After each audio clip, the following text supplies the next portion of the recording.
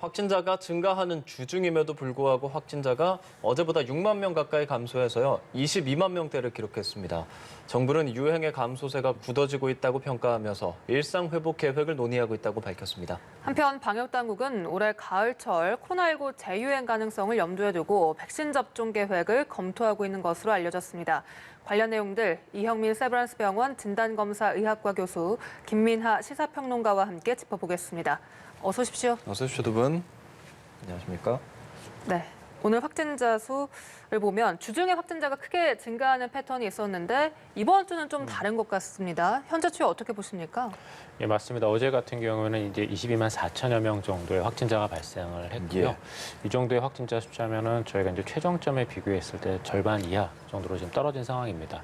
우리나라의 그 코로나19 확진자 정점은 여러 가지 뭐 논의가 있겠지만 제가 생각하기엔 3월 15일에서 16일 날 정도로 지금 생각을 하고 있거든요. 이제 그렇게 판단하는 근거는 이때 이틀에 걸쳐 갖고 102만 명의 환자가 발생을 했고요. 그 다음 주부터는 이제 약간씩 감소하는 양상이었기 때문에 그렇게 보고 있는데 그렇게 보고 되면은 한 3주 정도 만에 전체 이제 최고 확진자의 숫자에 비해서는 44% 정도까지 이제 감소한 셈입니다. 그래서 이런 정도의 양상은 외국의 양상과 거의 비슷하거든요. 외국 같은 경우에도 정점에 도달하게 되면은 대부분의 국가에서 2주에서 3주 정도 뒤가 지나면 한 절반 정도로 감소를 했고요. 그다음에 이제 다시 그 시점부터 한 달 정도가 지나게 되면 최고 정점의 10분의 1 정도까지 감소를 합니다. 그러면 이제 만약에 외국의 사례가 우리나라에 그대로 적용이 된다면은 지금부터 한 달 뒤에는 최고 정점이었던 5만 명의 10분의 1, 50만 명의 10분의 1, 대략 한 5만 명 좀 아래 정도까지 감소할 걸로 생각은 되는데요. 근데 이제 우리나라 같은 경우에는 이제 거리두기나 이런 것들에 또 변화가 또 앞으로 있기 때문에 이러한 양상이 그대로 적용될지는 좀 지켜봐야지 알 수 있을 것 같습니다. 네, 다만 코로나19 사망자 수가 이틀 연속 300명대여서 여전히 우려가 되는 수치거든요. 예, 맞습니다. 이렇게 정점은 지금 지나가고 있지만 사망자 숫자 같은 경우에는 정점이 지나고 나서도 한 2주 정도는 계속 유지되거나 더 높아지는 경향이 있습니다. 왜 그러냐면은 이제 코로나19가 확진됐다고 바로 사망하는 분들이 있는 게 아니라 확진된 이후에 치료를 받아 사망하시는 분들도 꽤 되기 때문에 그러는데요. 그래서 전 세계적인 통계를 봐서도 코로나19의 전 세계 오미크론 정점은 한 1월 25일 정도 수준이었는데 사망자의 정점은 2월 한 5일에서 10일 정도 사이 좀 지나갔거든요. 그러면은 이미 정점이 지나간 지 한 2, 3주 정도가 됐기 때문에 우리나라의 사망자 숫자도 이제는 이제 아마 서서히 감소할 걸로 생각은 됩니다. 하지만 하루에 지금 300명이 넘는 지금 사망자가 나오고 있는데 그렇죠. 이 정도의 사망자 숫자는 어느 정도냐면은 우리나라가 평상시에 자연적으로 돌아가시는 분들이 하루에 820분 정도 됩니다. 그게 이제 하루 1년에 우리나라가 보통 30만 명 정도의 돌아가시는 분이 나오기 때문에 하루 평균으로 하게 되면 820분 정도가 되는데 그 820분의 거의 30%가 넘는 정도가 지금 초과 사망을 하고 있는 거거든요. 더더군다나 이 사망자 숫자에는 병원에서 중증으로 계시다가 코로나19에 감염돼서 돌아가시는 분들은 안 들어가 있는 지금 수치로 알고 있거든요. 그래서 그렇게 놓고 보게 되면은 코로나19로 인한 피해는 아직까지도 좀 크다고 생각이 되고 향후에 저희가 이에 대한 주의가 필요할 걸로 생각이 됩니다. 네. 방역당국은 일상회복 계획을 논의 중이라면서 하나씩 전환하겠다. 그러니까 한꺼번에 돌아가는 것이 아니라 약간 단계적으로 추진하겠다. 이런 입장을 밝히고 있습니다. 그렇습니다. 지금 이제 일상 회복 계획을 이제 논의 중인 그런 상황인데 예를 들면은 지금 이제 감염병 등급이 1급으로 지정되어 있는 것인데 이것을 이제 2급으로 낮춘다든지 그다음에 여기와 더불어서 이제 지금은 어쨌든 이제 코로나19와 관련된 특별한 관리 체계 상에서 이제 진행되고 있는 그런 대응인 것인데 이것을 일상적인 이런 의료 대응으로 가능한 이런 체제까지 이제 좀 염두에 두고 그러한 전환을 모색하고 있다라고 얘기를 하고 있고요. 특히 이제 사회적 거리두기와 같은 경우에는 오미크론 변이의 특성도 있겠지만 또 여러모로 우리가 이 코로나19에 대응할 수 있는 수단들이 많이 늘어났기 때문에 이 거리두기의 경우에도 좀 완화하는 방안으로 계속해서 이제 얘기를 하고 있고 심지어는 실외에서의 마스크 착용을 해제하자 네. 이런 논의까지도 포괄해가지고 앞으로 이제 논의를 하고 있다라고 얘기를 하고 있거든요.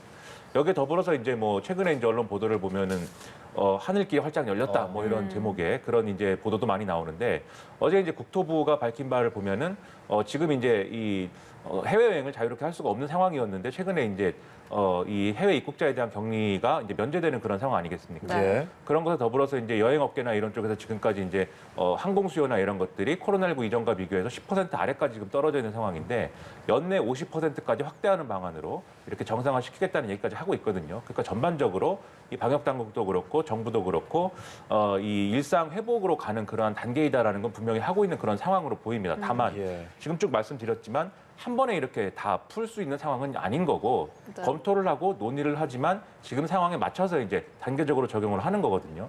그리고 실외 마스크 착용 해제 같은 경우에는 전문가들은 이제 실외에서 마스크 착용을 하냐 안 하냐에 따라서 감염의 양상이 이렇게 크게 드라마틱하게 달라지는 건 아닐 수도 있다라고 얘기를 하고 있지만 그 마스크 실외에서 착용하는 것이 착용을 하지 않는 것이 미치는 여러 가지 우리가 이제 위생 수칙을 이 어떤 지키는 데 있어서의 영향이나 이런 것들이 있을 수 있는 것이기 때문에 그건 마지막 순위로 이제 후순위로 놓고 논의를 하겠다라고 얘기를 하고 있는 그런 상황인 것이죠.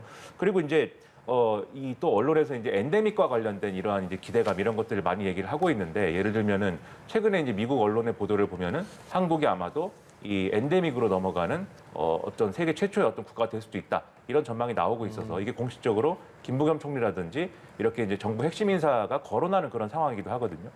방역 당국은 엔데믹이라고 하는 게 이제 이 코로나19가 풍토병화되는 것인데 마찬가지로 일상적인 의료 체계에 대응이 가능해야 이제 그때 이가 엔데믹이다 이렇게 말할 수 있는 것이지 어떤 특정한 시점에 우리 이제부터 엔데믹으로 이제 할 것이다라고 얘기할 수 있는 건 아니기 때문에 좀 단계적으로 계속해서 이렇게 일상 회복을 전환하는 그러한 상황이다라는 것을 계속해서 강조를 하고 있습니다. 네, 이 부분 제가 교수님한테 여쭤보고 싶었어요. 이제 거리두기도 지금 12시 그리고 10명 이제 2주 있으면 다 풀린다는 얘기도 있고 실외에서 마스크를 벗는 건가 또 해외로 나갈 여행객도 많아질 것 같고 이런 변화들 괜찮을까요? 아무래도 조심스러울 수밖에 없습니다. 지금 평론가님도 말씀을 주셨지만 엔데믹이라는 것들에 대해서 굉장히 좀 잘못들 생각하고 계신 게 엔데믹 상태가 되면 마치 모든 것이 해결되고 우리가 코로나19를 극복한 것 같은 생각들을 하고 계시거든요. 근데 그게 아니라 엔데믹이라고 부르는 거는 집단의 면역력과 그다음에 바이러스의 병독성이 평형을 이루어서 대규모의 유행은 일어나지 않지만 지역사회 안에는 계속 남아있는 상태이거든요. 그리고 이 상태는 어느 한쪽에 변화가 있으면 바로 깨지게 됩니다. 즉 바이러스의 병독성이 강해지거나 집단의 면역력이 약해지거나 이 둘 중에 하나의 조건이 갖춰지게 되면 바로 깨지게 되고 거기에 겨울철과 같이 환기를 할 수 없는 계절적 요인이 겹쳐지게 되면 더 증폭이 될 수 있는 상황이 바로 엔데믹한 상황이거든요. 그런데 지금 보면은 새로운 변이형들도 계속 나오고 있는 상황이고 네. 이미 외국에서 들어오는 그러한 변형에 대한 방역은 조금 전에 말씀 주셨던 것처럼 우리가 이제 약화될 수밖에는 지금 없는 상황이거든요. 그러면 언제든지 전 세계에서 발생하는 변형이 들어올 수 있는 환경이 될 가능성이 많고요. 예. 그다음에 코로나19에 대한 면역력은 영구히 유지되는 게 아닙니다. 코로나 바이러스에 대한 면역력은 이미 여러 연구를 통해서 평생 가지 않고 시간이 지나면서 약화된다라는 것들이 밝혀져 있는 상황이거든요. 그래서 엔데믹이라고 부르는 이 상황은 언제든지 깨지고 대규모 감염으로 갈 수 있는 위험성을 내포한 상황이기 때문에 이러한 여러 가지의 방역에 관련된 조치들은 보다 더 지속 가능한 형태로 바뀌어야 되는 거지 종료가 돼야 되는 건 아니거든요. 3월 달에 미국에서 이제 이 코로나19의 앞으로의 넥스트 뉴 노멀에 대한 이제 보고서가 나왔는데 미국 내에서 이제 유명하신 분들에게는 많이 거기 포함이 됐었거든요. 근데 그 보고서에 따르면은 미국 같은 경우에 가장 긍정적인 그 예측을 했을 때 매년 인구의 20%가 재감염되고 코로나19로 인해서 매년 사망하는 사람이 대략 한 15,000명에서 3만 명 정도 될 거다라는 예측을 했고요. 최악의 경우에 있어서는 매년 전체의 인구의 40에서 80% 정도가 감염이 되고 거의 매년 10만 명에서 30만 명까지도 돌아가실 수 있다라는 예측을 내놓은 적이 있습니다. 예. 이게 한 달 전에 지금 미국에서 나온 예측이거든요. 그러면 우리나라 인구가 미국의 대략 한 7분의 1 정도 되는 인구이니까 아무리 긍정적으로 우리가 예측을 한다 하더라도 우리나라 같은 경우에는 매년 한 2,000명에서 4,000명 정도 최악의 경우에 있어서는 거의 한 10,000명에서 대략 한 5만 명 정도까지도 코로나19로 사망할 수가 있는 현상이 아마 앞으로 몇 년간은 지속이 될 겁니다. 그래서 이런 것들을 고려했을 때 엔데믹 상태라는 거는 코로나19를 극복하고 가는 게 아니라 우리 의료가 받아들이고 감당할 수 있을 만큼 그리고 우리 사회가 감당할 수 있을 정도로 지속 가능한 형태로 전환을 하고 나서 가는 것이 이게 어느 날 갑자기 승리했다라고 그렇게 받아들이면 그건 굉장히 곤란할 것 같습니다. 엔데믹이라는 개념에 대해서 또 한번 다시 생각을 좀 해봐야 하겠네요. 그리고 아무래도 지금 사망자가 상당히 많이 발생하고 있기 때문에 요양시설에 있는 확진자들을 직접 가서 진료를 해주는 이게 기동 전담반 이걸 투입하기로 했다고요? 그렇습니다. 지금 최근 5주간 요양병원과 시설에서 이제 코로나 집단 감염이 일어난 사례가 뭐 420건이다라는 내용도 나와 있고 네. 또 같은 기간 동안에 코로나 사망자 중에 요양병원과 시설에서 이제 사망하신 분들이 전체 사망자의 36.8%다. 라는 이제 결과도 나와 있는데요.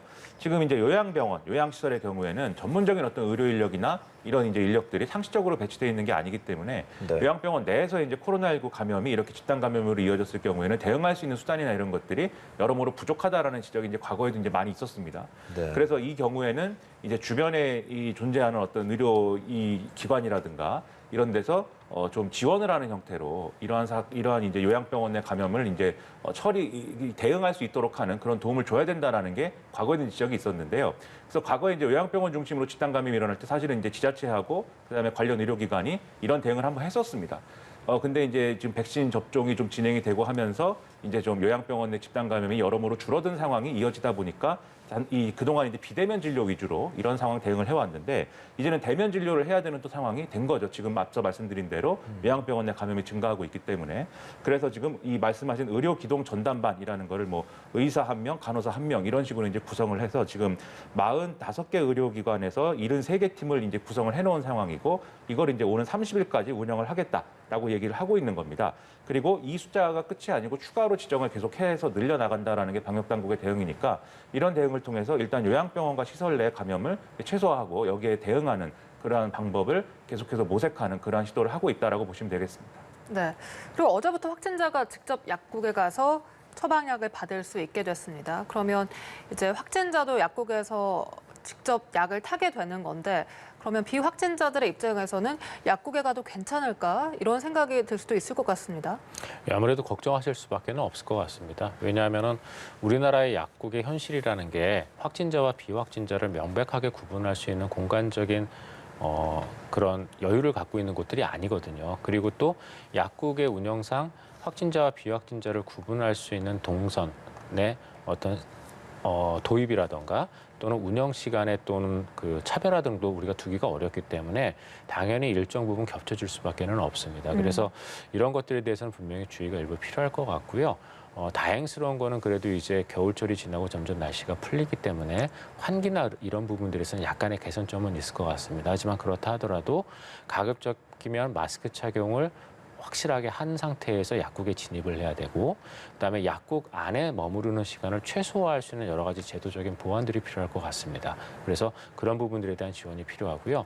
그다음에 무엇보다 중요한 거는 사실 이 지침은 좀 더 이전에 나왔었어야 됩니다.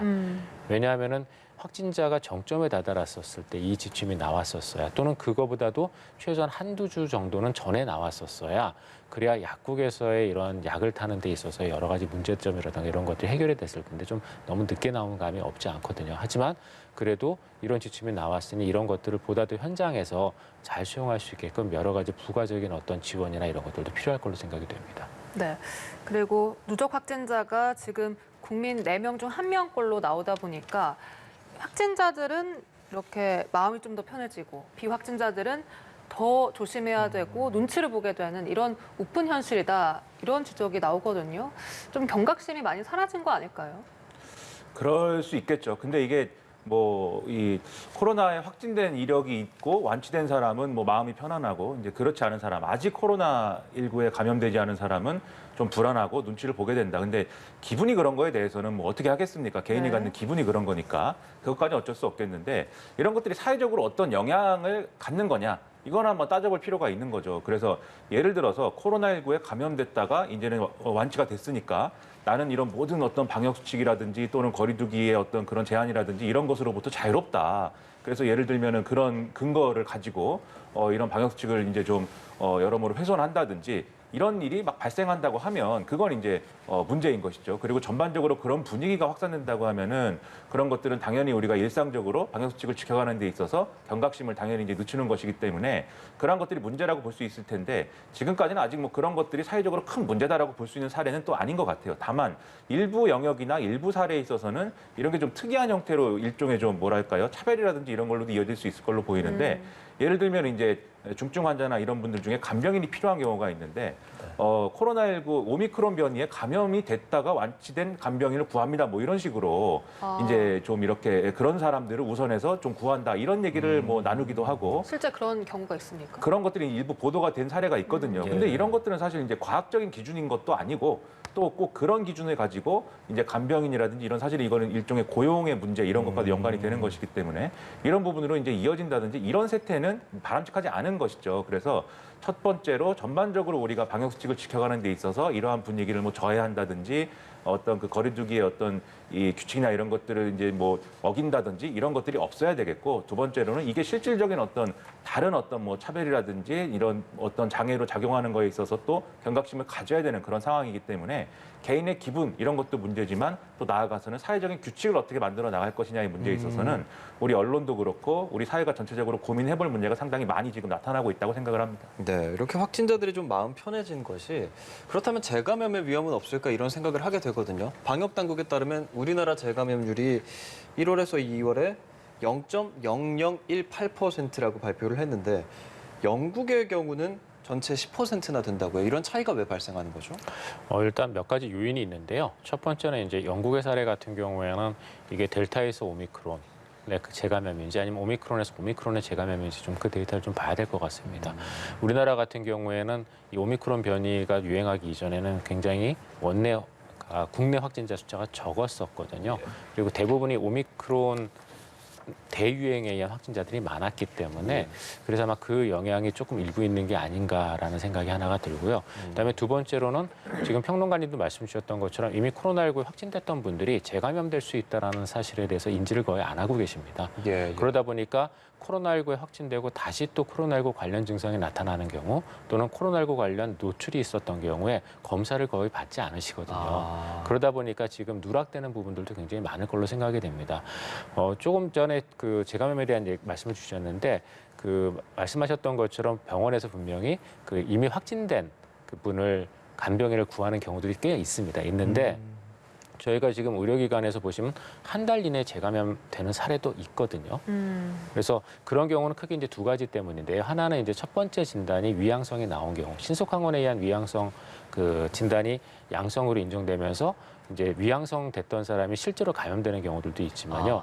실제로 감염, PCR로 확인됐던 분들이 다시 한 달 만에 다시 또 재감염되는 사례도 일부 있습니다. 그래서 그런 것들을 고려했을 때 분명히 재감염의 가능성은 있다라고 보시는 게 좋을 것 같고요. 가급적이면 노출될 그런 상황은 안 하시는 게 제가 보기에는 좋을 것 같습니다. 이 재감염의 기준은 45일인 거죠?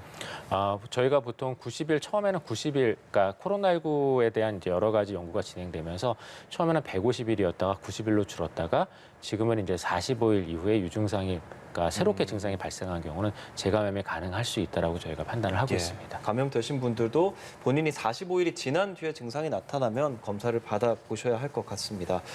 이런 와중에 영국에서 XE 변이가 발견이 됐다고 했고 최근엔 태국에서 XJ까지 나왔다고 하는데 이건 또 뭔가요? 저 변이 이름이 이제 점점 더 복잡해져가지고 오미크론도 좀 어려웠는데 말이 뭐 XE, XJ 이제 어떤 의미냐. 근데 이제 이게 이제 보도는 많이 됐습니다만 지금 이제 오미크론 변이의 결국 이제 하위 변이들 중에 하나로 보여요. 그래서 지금 XJ, XE 변이라는 거는 BA1 변이, BA2 변이 뭐 이런 것들이 있고 BA2가 스텔스 오미크론이었는데 이 변이들이 서로 이제 또 영향을 주고받으면서 변이를 일으킨 결과이다. 라고 이제 보도가 되고 있거든요. 근데 이제 중요한 거는 어쨌든 코로나19 바이러스는 계속해서 이제 변이를 일으키는 바이러스인 거고 그러한 변이가 변이를 막을 수 있는 방법은 없는 거니까 자연스럽게 이제 변이는 이루어지는 것인데 중요한 건 이러한 변이가 일어났을 때 그러면 우리가 기존에 이제 갖고 있던 코로나19를 방어할 수 있는 수단들이 무력화되는 것이냐 첫 번째로 두 번째로 그러한 이제 어떤 수단의 어떤 변화가 모색이 돼서 우리가 대응해야 되는 어떤 방역의 어떤 전략이 변화돼야 되는 것이냐 두 가지를 놓고 이제 판단을 해볼 필요가 있을 텐데요. 지금 공식적으로 이제 뭐 연구나 이런 것들이 다소 부족한 상황으로는 보입니다만 WHO의 경우에는 이제 XE 변이의 경우에 기존의 오미크론 우리가 알고 있는 오미크론 변이와 비교해서 10% 정도 좀 이제 더 감염 전파력이 강하다. 이런 입장을 얘기는 하고 있습니다. 뭐 더 연구가 진행돼야 되겠지만요. 하지만 이게 예를 들면 기존의 이제 오미크론 변이보다 더 그러면 백신을 더 무력화시키는지 또 오미크론 변이에 지금 대응하고 있는 우리의 어떤 방역 전략을 전환해야 되는 필요가 있는 것인지에 대해서는 아마도 그렇지 않을 것이다. 이것은 결국 이제 오미크론 변이하고 큰 틀에서 성격을 같이 하는 것이기 때문에 좀 지금 이 XE 변이와 XJ 변이가 국내 유입이 됐을 가능성도 있고, 왜냐면 워낙 이제 지금 이 확진자 수가 많이 일어나고 있으니까요. 예. 뭐 그럴 가능성, 우리가 또 앞으로 노출될 가능성 충분히 있는 것이지만 여기에 대해서 지금 당장 이렇게 뭐 걱정하거나 크게 뭔가를 바꿔야 되는 상황은 아닐 것이다라고들 얘기를 하고 있습니다. 네, 이렇게 계속해서 변이가 나오는 상황인데 앞서 교수께서 엔데믹보다는 풍토병화 가능성을 더 높게 말씀해 주셨잖아요. 이렇게 변이가 나오면 매번 백신 접종도 새로 해야 되는 건지 궁금하거든요. 그 변이가 어느 계열에 속하느냐에 따라 달라질 것 같은데요. 저희가 이제 백신을 만들 때는 그 백신을 만드는 표준 그 바이러스 균주가 있습니다. 거기에 따라 저희가 백신에 따른 면역 원성들이 좀 더 유지가 되거든요. 그런데 지금 오미크론 변이가 이렇게 세계적인 대유행을 한 이유는 지금 사용하고 있는 백신들이 전부 다 2020년 초에 분리되었던 그 원래 중국에서 코로나19 감염을 일으켰던 그걸 기반으로 하고 있기 때문에 네. 거기서부터 많은 변이가 일어난 오미크론 변이하고는 완전히 다른 면역 원성을 제공하기 때문이거든요. 그래서 앞으로 나올 변이들이 오미크론 변이를 기반으로 해서 크게 바뀌지 않는 형태의 변이들이 나온다면 그렇다면은 아마 오미크론을 기반으로 한 그러한 백신들로도 충분히 저희가 예방이 가능할 걸로 생각이 되는데요. 근데 그렇지 않고 지금 오미크론 변이라는 거는 기존의 델타 변이까지의 변이하고는 완전히 다른 계열의 변이가 새로 나온 거였었거든요. 근데 그런 것처럼 또 완전히 새롭게 다른 계열의 변이가 나온다면 그러면 기존의 백신에 의한 오미크론 변이의 예방 효과가 떨어지듯이 아마 앞으로도 그런 새로운 변이는 예방 효과가 떨어질 수가 있거든요. 그래서 이 변이가 어떤 계열의 변이가 나오는지를 앞으로 감시하는 것들이 굉장히 중요한 그러한 공중보건학적인 역할이 될 거고요.